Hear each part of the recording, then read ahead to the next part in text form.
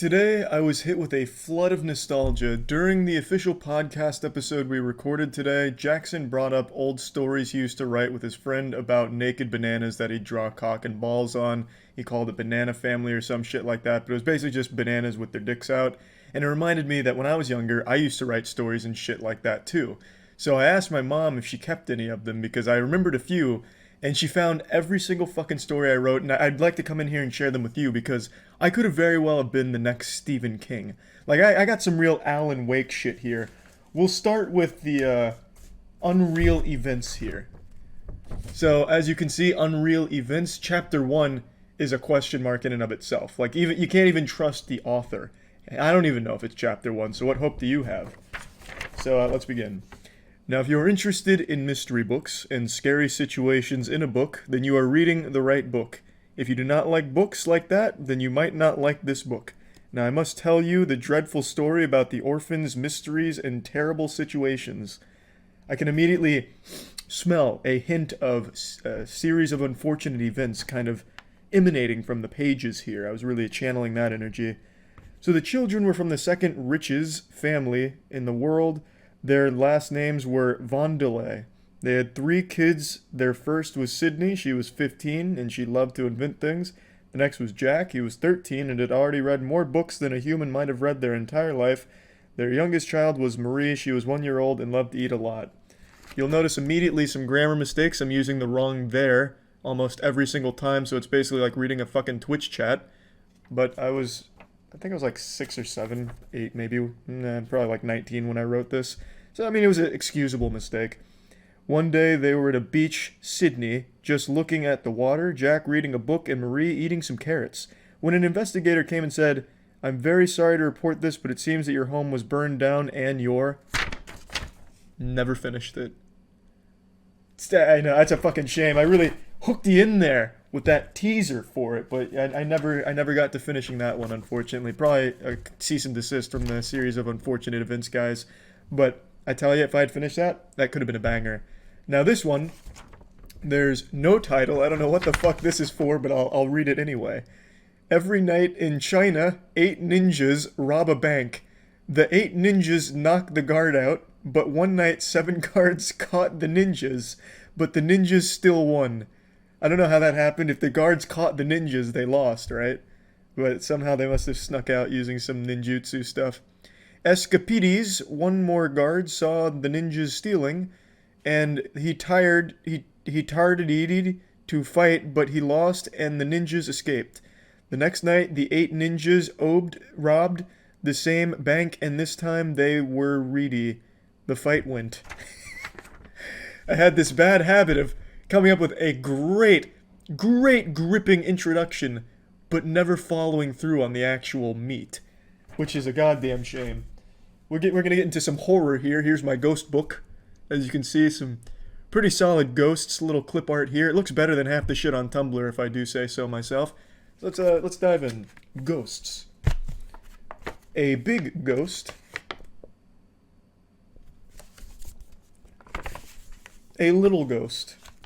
Naturally, yes.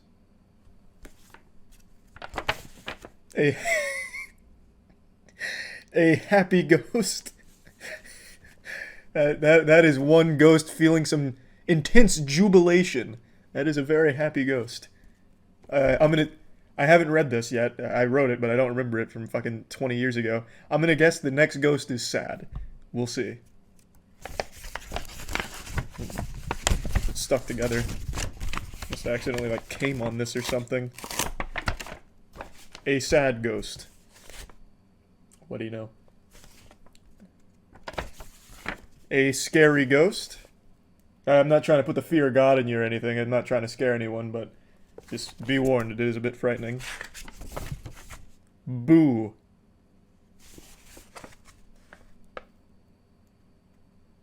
That's all she wrote. That's the end of the book by Charlie.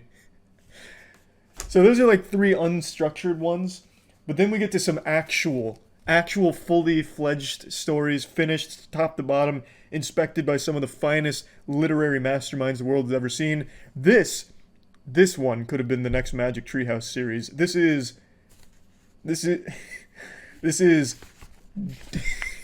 Ducks Military Operation Takedown. The operation was so covert, I couldn't even write anything about it without going to jail. It's a blank introduction. Because it is that fucking secretive.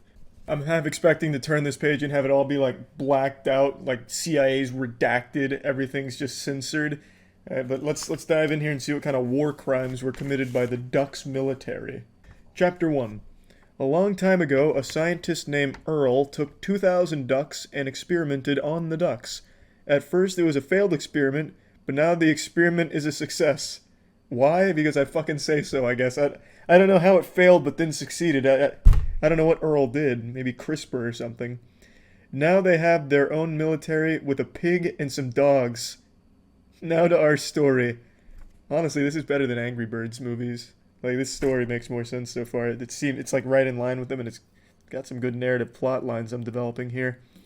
"Hey," said Earl, the pig, to Bob. Earl is the duck's special weapon, and Bob is the leader. "Yes, what do you want?" said Bob. "Man, do you like toast?" "Shut up. Now, ducks, we must win this war," Bob said. They all looked at him weirdly. "What war?" they asked. "Oh, I don't know. Oh yeah, the war against the penguins." Jesus, where did that come from? Little Deus Ex Machina coming in here. Bob said, "What do we need to go to war with the penguins?" they asked. "Because they kidnapped one of the members from the DOTS team. That is their SWAT team," said Bob. I wonder what DOTS stood for in my head. DOTS team. Dicks out, touchdown summer, maybe. I don't really know. "Now these penguins have well-trained soldiers. Their leader's name is Dunkin' Donut." I wasn't even sponsored by Dunkin' Donuts, I don't believe. Yeah, there's the chapter 1. It's like the beginning to a Harry Potter book, I know. God, imagine what I could have been today if I had only kept writing. I have so many of these fucking things. We have Cool Cow Adventures, chapter 1. We have so much shit here. Like, I have Moon Ninja. I have Moon Ninja 1 and 2. I have Moon Ninja and Moon Ninja Returns, naturally, because you can't beat Moon Ninja that easily in one book. I have an entire series of Nutty Noodle Man. Where's some Nutty Noodle Man? Yeah. We got Nutty Noodle Man versus Dr. Dummy. And we have Nutty Noodle Man versus a lot of other people as well. He fought a lot of enemies, but... See, there's Moon Ninja. I actually turned that in for a grade. The teacher said, "Wow, this is a great report. I see that you like action stories." Guarantee she didn't even read it. It's not all about action in Moon Ninja. It was about weaving some subtle narrative plot points in a relatable villain, like Thanos or some shit. And she said, "I just like action books." That's fucked up.